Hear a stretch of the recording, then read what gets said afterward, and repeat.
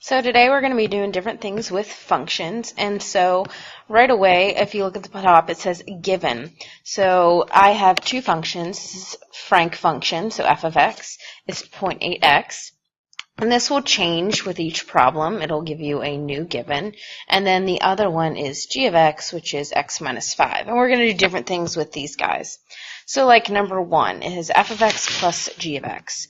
So f of x up there gives us is 0.8x, and then we're adding to it g of x, and g of x in this case is x minus 5.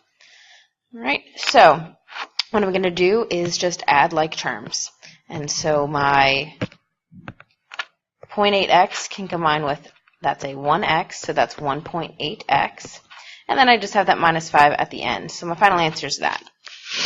Number two is just written a different way. It's the same thing as writing g of x minus f of x, so don't be confused by that notation. So now I am taking my g of x function, which is x minus 5, and I'm subtracting my f of x from it. So f of x was 0.8x. And so I'm going to do the same thing. I'm just going to subtract like terms. And so 1x minus 0.8x is 0.2x, and then I have that minus 5 again off to the side. The next one, I'm taking f of x and I'm timesing it by g of x. So I'm taking 0.8x and I am multiplying times g of x, which is still x minus 5. Now, the rules of math say that I must distribute this 0.8x to both terms. So you 0.8x squared minus, and if you do 0.8 times 5 in your calculator, you would get 4x. That's your answer for that one. Number four, I'm taking f of x and I'm dividing g of x. So I'm taking 0.8x and I am dividing my g of x, x minus 5. And so this one, you have to think back a couple units where you can only cancel things out if they are matching binomials or trinomials. And since we have a monomial up top and a binomial down bottom, that is my final answer. All right, 5 is a little bit different. F of 5, you should have done this in Algebra 1. All that's saying is it wants you to plug 5 into the f function. So once you take this 5 and plug it in for that x right there. So you have 0.8x, but instead of the x, you have a 5 there. And you can do that right on your calculator. So I just do 0.8 times 5, and you hit enter, and there's your answer. It's just 4. And then number 6 is doing the same thing, but you're plugging negative 2 into the g function. So I'm going to be doing x minus 5, but instead of x, I do negative 2 minus 5. Enter, and the answer is negative 7. Number 7, this time instead of a 5, I'm plugging a into f function. So I'm going to have 0.8, but instead of a 5 in there, I have an a in there. And since it's a letter, I can't do much with my calculator. I can just do 0.8 times a, which is 0.8a. For number 8, I'm doing g of 3x squared. So up here, again, I did negative 2 minus 5. That's how I got my answer. But instead of negative 2 this time, I have 3x squared minus 5. And again, I can't actually subtract those like I could in number 6, so that's just my final answer. Now we're going to get into something called composition of functions. And so this is what the bulk of our lesson is going to be on. It's creating a new function by substituting one function into another function in place of x. So there's two types of notation. The one is this first type, and the second one looks like it's saying fog. So these mean the same thing. They're just different notation. And all that's saying is that you're substituting g of x in for the x in f of x. So if you look at the given, I have two new givens. F of x is now x minus 3, and g of x is now changed to be x squared plus 4. And so the first one has that notation that I just talked about.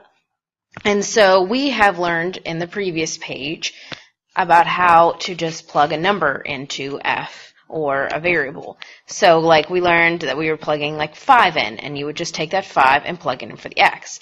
This time, however, what we're doing is we're plugging g of x in. And so if you notice the g of x that's inside of the parentheses right there. So we are now just going to take that g of x and plug it in for that x right there. So in place of the x, I'm going to write it out.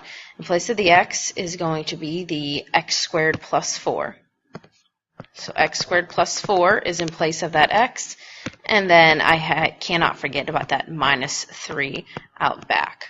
Okay, so where the green is where the x used to be in f of x. And now I can just simplify it up by combining the 4 and the 3. So x squared 4 minus 3 is 1. So my final answer is x squared plus 1. So let me show you another one. This next one has that weird notation, so I suggest that you just rewrite it. So I write it in the order that's written, but I just replace it with parentheses. And then you can just ignore that original notation. I just like to show it to you because, again, you want to know it for the SOL. And so this time what I'm doing is instead of plugging in a number or a variable in for g, what I'm doing is I'm plugging in f of x for it. And so f of x is x minus 3. So I'm taking that x minus 3 and I'm plugging it in to g like this. And so I'm going to be taking that entire x plus 3 or x minus 3 and I'm plugging it in for the x right there. So it's going to look something like this. So I have my x minus 3 and then it's squared plus 4. So where the yellow is where the x originally was in the g function, but I just replaced it with x minus 3. Normally we replaced it with a number or something in the last page, but this time I replaced it with x minus 3. And so how we would simplify that up is that since there's a square on the outside of this parenthesis, what I have to do off to the side is I have to FOIL it or use the box method. So I do x minus 3, x minus 3. So I have x squared in the first box, negative 3x in the second box, negative 3x, and positive 9. So I have x squared, I add the middle 2, I get negative 6x plus 9, and I can't forget that plus 4 that was originally there. Then I add together those, so I have x squared minus 6x, and then I add the 9 and the 4, and I get 13. And that is my final answer for this one. Number 3. So this time I have a number in it. So if I have a number in it, what I want to do is I want to plug that number into the inside function first. So I'm going to take that negative 2 and I'm going to plug it into my f function first. So I can use my calculator or my brain. I'm just doing negative 2 minus 3. And so negative 2 minus 3, using my brain, is negative 5. Now I'm going to take that negative 5 and I'm going to plug it into the g function. So I'm going to do negative 5 squared plus 4. Again, you can use your calculator or you can just use your brain. You would get 29 if you did that. And that's my final answer. And so that negative 5 that I got first isn't the final answer because then you have to plug it into the g function. So let's try another one. So for this one, the inside, I do the inside first. I have to plug 5 into g first. So I take that 5, I plug it in. So 5 squared plus 4. When I do 5 squared plus 4, I get 29. Now I'm going to take that 29 and I'm going to plug it into the f function. So 29 minus 3, and I get 26 as my answer. All right, let's do another one. This one is a little bit easier to see what I'm doing. And so for number 5, what I'm doing is I have f of g of x. So I'm plugging g of x into f of x. So my f of x and g of x have changed. So f of x is now 7x squared plus 4x minus 5.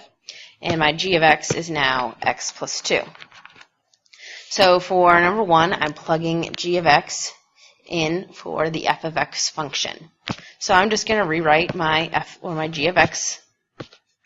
So x plus 2. And I'm plugging that into the f function.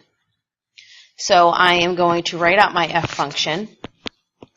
But instead of where the x's originally would go, so I'm going to just put a space in here with all the x's. So instead of x's, that's where the x's would go, I'm going to replace it with the green x plus 2, the g function. Now, there is a way to simplify this, but I am not going to waste time doing so. I'm not going to give you one that hard. I just think it shows very well what exactly we did. Number 6. Now, again, remember that is just the same thing as writing g of f of x. So you can just replace them like that so you can see it better.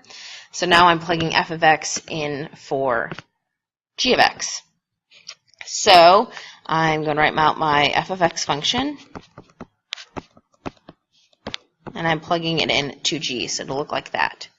And so I can write out my g function, but instead of that x, so where that x would usually go, so that's my g of x function, where that x would usually go, I'm going to put in the yellow function that's in the parentheses, and I made my parentheses a little too small, so it would be 7x squared plus 4x minus 5 would go in that tiny little parenthesis. And so then this one's not too hard to simplify. Between the parentheses and the 2, I can combine like terms. I can combine that 2 and that negative 5. And so my final answer would be 7x squared plus 4x minus 3. Number 7. So my inside function says f of negative 2, so I'm going to fill that in. So negative 2, I'm going to plug it into my f function.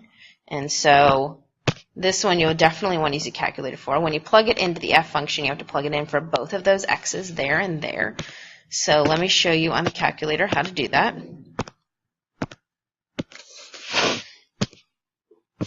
Okay. So I take 7, and in parentheses, because it's a negative number, negative 2, close the parentheses, then I square it, plus 4, in parentheses again, negative 2, close the parentheses, and then minus 5. So when I plug negative 2 into f, I get 15. So 15 is what I get when I plug it in for f. Now I need to plug that into g. And so that one's not too terrible to do. I'm going to be plugging in 15 plus 2, because I'm plugging into that g function, and I get 17 as my final answer. All right, the last one, I'm doing the inside first and filling in the inside, so g of 5. So I'm plugging 5 into the g function. So 5 plus 2, so f of 7. And now I'm going to plug 7 into the f function, which I'll do on my calculator. So I do 7 and then another 7 squared plus 4 times 7 minus 5. And I get my final answer of 366. That's my final answer. Tomorrow you'll be having one of the video quizzes. So giraffe is up there in the right-hand corner. That is the word that will be asked.